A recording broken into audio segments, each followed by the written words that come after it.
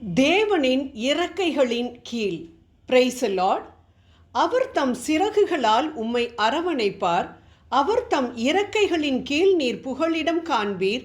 அவரது உண்மையே கேடயமும் கவசமும் ஆகும். திருப்பாடல் 91:4. என்னதொரு அருமையான திருப்பாடல்!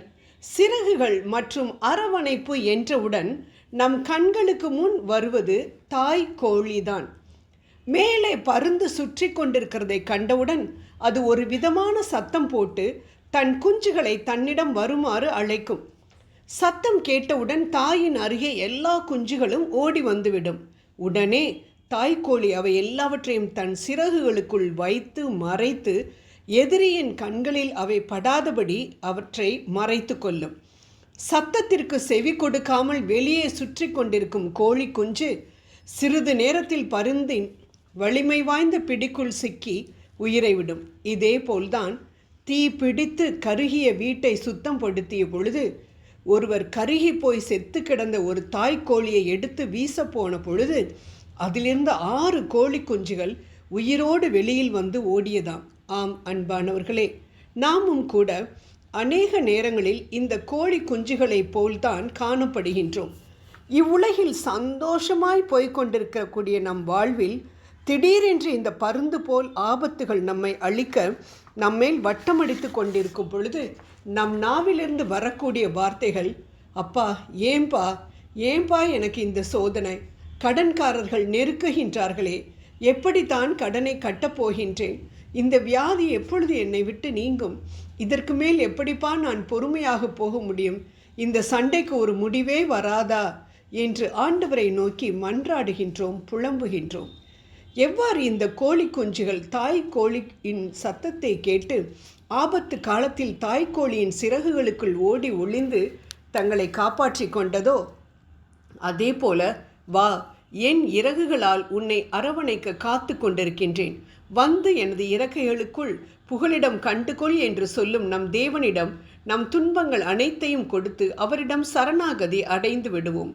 தீயில் கருகி தன் உயிரை கொடுத்து தன் குஞ்சுகளை காப்பாற்றிய இந்த தாய் கோழி போல தன் இன்னுயிரை நமக்காக இவ்வுலகில் வாழும் ஒவ்வொருவருக்காகவும் கொடுத்து சாத்தானின் பிடியிலிருந்து நம்மை காப்பாற்றினாரே நம் தெய்வம் இயேசு. அவரிடம் சொல்வோம், நீர் வாக்குமாறாத தேவன் அப்பா, என்னிடம் வாருங்கள், நான் உங்களை எனது சிறகுகளுக்குள் வைத்து காப்பாற்றுவேன் என சொல்லி இருக்கிறீரே. இதோ என்னை வாட்டி வதைத்து கொண்டிருக்கின்ற இந்த வியாதியிலிருந்து, பிரச்சனையிலிருந்து நான் தப்புவிக்கப்பட உம்மிடம் வந்திருக்கின்றேன், என்னை விடுவியும் என்று கெஞ்சுவோம். அவர் நிச்சயம் பதிலளிப்பார். ஏனென்றால் தம்மிடம் தஞ்சம் புகுந்தவர்களை தள்ளிவிடாத தெய்வம் அவர். காப்பாற்றுவதோடு மட்டுமல்லாது அவர்களை உயர்ந்த அடைக்கலத்தில் வைப்பவர் அவர். இதை தியானிக்கும் பொழுது நம் நினைவிற்கு வருவது ரூத்து தான். கணவனை இழந்து, மாமனாரை இழந்து, கணவரின் சகோதரனை இழந்து நிற்கதியாய் நின்று அவள் ஓடியது ஆண்டவரின் சமூகத்திற்கு. தான் நேசித்த மாமியாரும் தன்னை விட்டு அவள் போகும்படி சொன்ன பொழுது எவ்வளவு வேதனைப்பட்டிருப்பாள் அவள். ஊரார் இவள் ஒரு துரதிர்ஷ்டம் பிடித்தவள், அதனால்தான் இவள் வந்தவுடன் குடும்பமே பாழாய் போய்விட்டது என்று ஏளன பேச்சுகளால் அவனை வேதனைப்படுத்தி இருக்கலாம். என்னதொரு அவமானம், என்னதொரு நிந்தை, துக்கம்.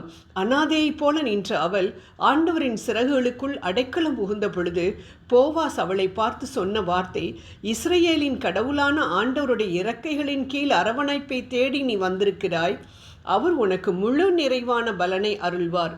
ரூத் 2:12.